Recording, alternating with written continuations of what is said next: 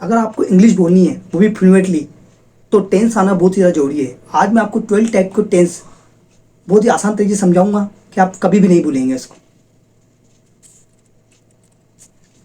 Tense मतलब क्या? समय, यानी काम कब हुआ, पास्ट में हुआ यानी भूतकाल में, प्रेजेंट में या फिर फ्यूचर में।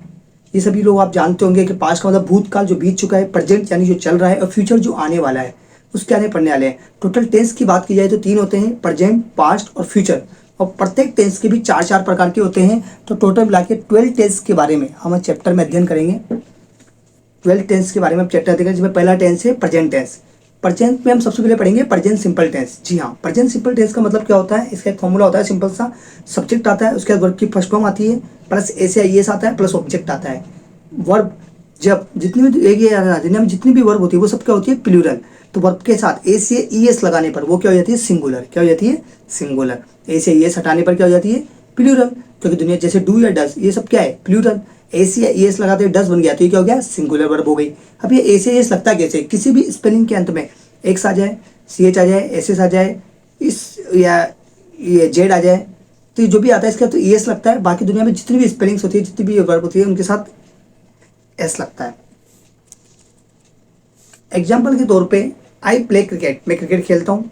एक सिंपल प्रेजेंट टेंस है, आई सब्जेक्ट है, प्ले यहाँ पे वर्ब है और क्रिकेट क्या है? ऑब्जेक्ट है। ही प्लेस क्रिकेट यानी वह क्रिकेट खेलता है। तो ये भी ही जो है वो सब्जेक्ट है, प्ले के साथ एस लग रहा है क्योंकि प्ले क्या है? क्या है? प्ले प्लूरल वर्ब है। ऐसे एस लगाने पर क्या होता है? सिंगुलर, क्योंकि सब्जेक्ट क्या है? सिंगुलर। इस तरीके से दूसरा टेंस होता है दूसरा टेंस होता है प्रेजेंट कंटिन्यू टेंस। जी हाँ, प्रेजेंट कंटिन्यू टेंस का फॉर्मूला होता है subject plus is am are plus verb की फर्स्ट फॉर्म और प्लस आईएनजी।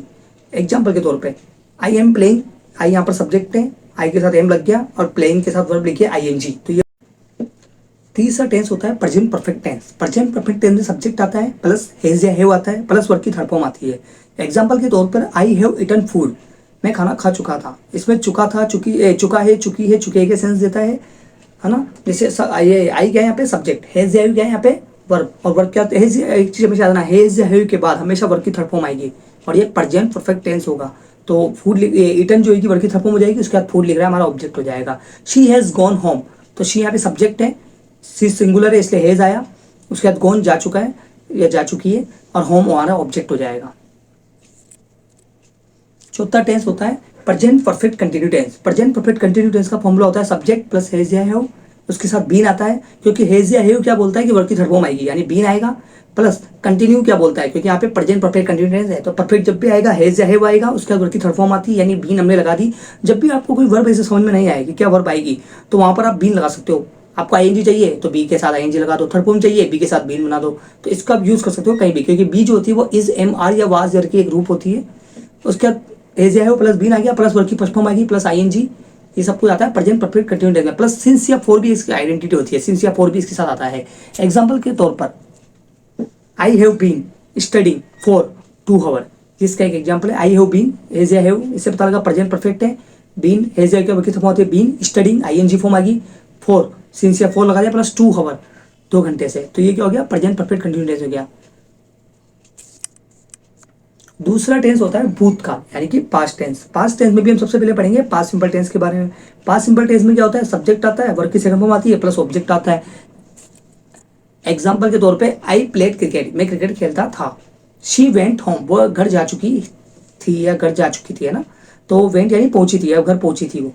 तो ये कौन सा टेंस है? पास्ट सिंपल टेंस है। Past continue tense. Past continue tense का फॉर्मूला होता है सब्जेक्ट प्लस वाज या वर प्लस वर्ब की first form plus ING. Example के तौर पे आई वाज प्लेइंग या दे वर डांसिंग, ये दोनों कौन से टेंस के एग्जाम्पल है? पास्ट कंटिन्यू टेंस के। वाज या वर से क्या पता लगा? पास्ट में आ रहा है। आईएनजी से क्या पता लगा? कंटिन्यू आ रहा है। तो आई वाज प्लेइंग यानी कि पास्ट कंटिन्यू टेंस में खेल रहा था, या फिर दे वर डांसिंग, वे डांस कर रहे थे। ठीक है। एक होता है past perfect tense. Past perfect tense में सब्जेक्ट आता है, प्लस हेड आता है, प्लस वर्ब की थर्ड फॉर्म आती है। जैसे प्रेजेंट परफेक्ट टेंस में क्या आता है? सब्जेक्ट प्लस हेज या है प्लस वर्ब की थर्ड फॉर्म। जैसे पास्ट परफेक्ट टेंस में क्या आता है? सब्जेक्ट आता है, उसके बाद हेड और फिर वर्ब की थर्ड फॉर्म आती है। ठीक है। एग्जाम्पल के तौर पर आई हेड फिनिश्ड वर्क। अगला टेंस है past perfect continue tense. Past perfect continue tense में सब्जेक्ट आता है, प्लस हेड आता है प्लस बीन, क्योंकि हेड क्या बोलता है, हेज या है और हेड, तीनों क्या वर्ब की थर्ड फॉर्म आनी चाहिए, तो बीन आ गया। कंटिन्यू क्या बोलता है कि आईएनजी आना चाहिए, तो हमने एक वर्ब लगा दी, वर्ब की फर्स्ट फॉर्म के साथ आईएनजी लगा दी, और सिंस या फॉर इसकी एक आइडेंटिटी होती है, प्रेजेंट में पास्ट में दोनों में आती है ना। एग्जाम्पल आप समझ सकते हो, I had been studying for 2 hour, तो यहाँ पे हैड बीन आया प्लस स्टडिंग, सिंस या फॉर एक आइडेंटिटी हो गई इसकी एक, और 2 आवर मतलब 2 घंटे से वो पढ़ रहा था। अगला टेंस है फ्यूचर टेंस। फ्यूचर में भी सबसे पहला कौन सा है, future simple tense. Future simple tense में क्या होता है, सब्जेक्ट आता है प्लस शेल या विल आता है प्लस वर्ब की फर्स्ट फॉर्म आती है ना। एग्जाम्पल के तौर पे I will go to school, मैं स्कूल जाता हूँ, है ना, I will go to school, ये इसका एग्जाम्पल हो जाएगा। शेल या विल से क्या पता लगता है, याद ना आई वी के साथ तो शेल आता है, बाकी सबके साथ विल ही आता है ना। Future continue tense. Future continue tense क्या बोलता है, सब्जेक्ट आएगा प्लस शेल या विल आएगा प्लस ये कंटिन्यू है ना, तो बी आएगी, क्योंकि आते हैं शेल या विल जो होते हैं ना मॉडल का एक प्रकार होता है, तो इसके वर्ब की फर्स्ट फॉर्म आती है हमेशा। मॉडल के वर्ब की कौन सी फॉर्म आती है, फर्स्ट फॉर्म। शेल या विल भी क्या है, मॉडल है, तो इसके वर्ब की कौन सी फॉर्म आएगी, फर्स्ट फॉर्म, तो विल बी प्लस वर्ब की first form plus ING. Example के तौर पर I will be playing, cricket खेल दो। अगला टेंस है future perfect tense. Future perfect tense में क्या आएगा, सब्जेक्ट आएगा प्लस शेल या विल आता है प्लस हैव प्लस वर्ब की थर्ड फॉर्म आएगी, जैसे आई विल हैव फिनिश्ड वर्क, तो ये कौन सा टेंस है, फ्यूचर परफेक्ट टेंस है। अगला टेंस है future perfect continue tense. Perfect क्या बोलता है, परफेक्ट क्या बोलता है, काम पूरा होना चाहिए, यानी सब्जेक्ट तो आएगा आएगा, शेल या विल आएगा क्योंकि फ्यूचर है। उसके बाद शेल या विल क्या वर्ब की कौन सी फॉर्म आती है, फर्स्ट फॉर्म, और परफेक्ट के लिए हम फर्स्ट फॉर्म के रूप में हैव यूज कर सकते हैं, हैज या हैव, लेकिन फ्यूचर में जो पॉसिबिलिटी होती है वो कभी भी एक नहीं होती है, कई सारी हो सकती है, मतलब प्लूरल में आती है, इसलिए हम हैव यूज करते हैं, हैज यूज नहीं करते हैं।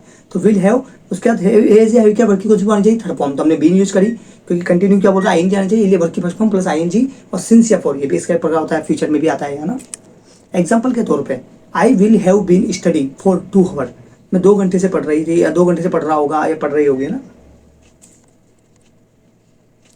याद रखने की आसान तरीके, हर टेंस का एक पैटर्न होता है। इंडेफिनिट टेंस में वर्ब की फर्स्ट फॉर्म आती है, वर्ब की सेकंड फॉर्म भी आती है, विल आता है और प्लस वर्ब की फर्स्ट फॉर्म आती है। कंटिन्यू टेंस में हमेशा आईएनजी फॉर्म आएगी। परफेक्ट में क्या आएगा, या तो हेज आएगा या हैव आएगा, प्रेजेंट होगा तो परफेक्ट होगा तो, और हेड आएगा, और इसके बाद हमेशा कौन सी फॉर्म आती है, वर्ब की थर्ड फॉर्म आती है। और एक होता है परफेक्ट कंटिन्यू वाला, उसमें तो बीन आती है और आईएनजी आती है, ये इसकी ज्ञात ठीक है।